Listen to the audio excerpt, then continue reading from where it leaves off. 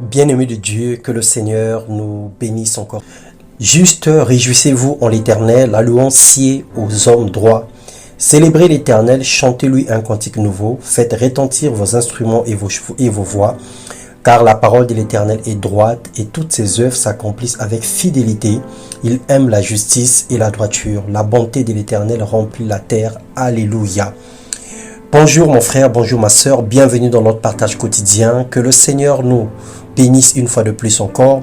Ce matin, nous allons partager la parole de Dieu comme tous les matins. Alors le thème de notre méditation, peu de mots, beaucoup de bonnes œuvres.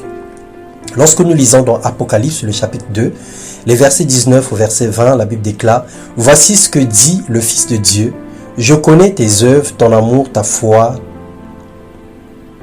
ton fidèle service, ta constante et tes dernières œuvres plus nombreuses que les premières. » Alors le Seigneur parle dans sa parole et le Seigneur signale que au fur et à mesure que nous avançons avec lui, nos œuvres deviennent peu. Nous disons beaucoup de choses, mais nous faisons peu avec le Seigneur. L'Éternel est omnipotent, il est omniscient, il est omniprésent. Il n'y a absolument rien qui le surprend. Il n'a pas de conseiller, il n'en aura pas de toute façon. Nos œuvres sont mises à nu et à découvert à ses yeux. Chacune de nos actions sont pesées et nous reprendrons de nos actes et nos paroles au jour du jugement.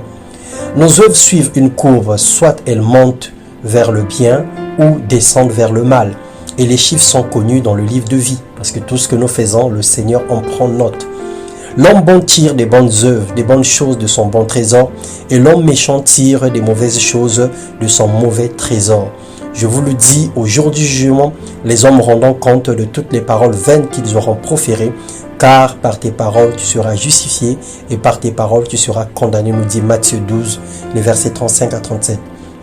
Bien-aimé, ne te presse pas d'ouvrir la bouche et ne te laisse pas entraîner par ton cœur à formuler activement des promesses en présence de Dieu, car Dieu est au ciel et toi tu es sur la terre. Que tes paroles soient donc peu nombreuses. La bouche qui parle beaucoup ne manque pas de péché. Elle se trompe régulièrement, alors qu'en agissant sagement, nous pouvons montrer de quoi nos cœurs sont faits. Nos œuvres sont comparées à un édifice. Si elles sont bonnes, c'est une construction solide, et si elles sont mauvaises, notre édifice s'écroulera, nous dit Ecclésiaste 5, le verset 1 à 3.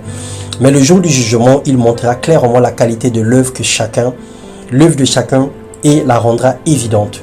En effet, ce jour sera comme un feu qui éprouvera l'œuvre de chacun, pour en révéler la nature. Si la construction est édifiée sur le fondement,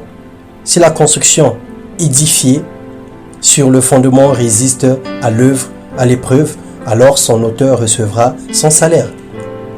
C'est ainsi que se définira notre sort. Nous pouvons changer les choses si nous voulons.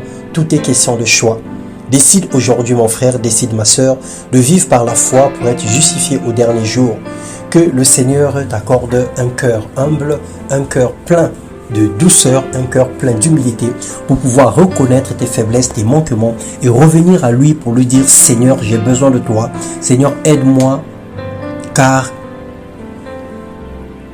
je suis un homme ou une femme dont les lèvres sont impures. » Le Seigneur est notre aide. Il ne nous abandonnera jamais. Il est juste question d'humilité, une question de décision et une question de prise de conscience. Alors que tes actes soient plus nombreuses que tes paroles. Parlons peu et faisons plus avec le Seigneur dans le nom de Jésus-Christ. Amen.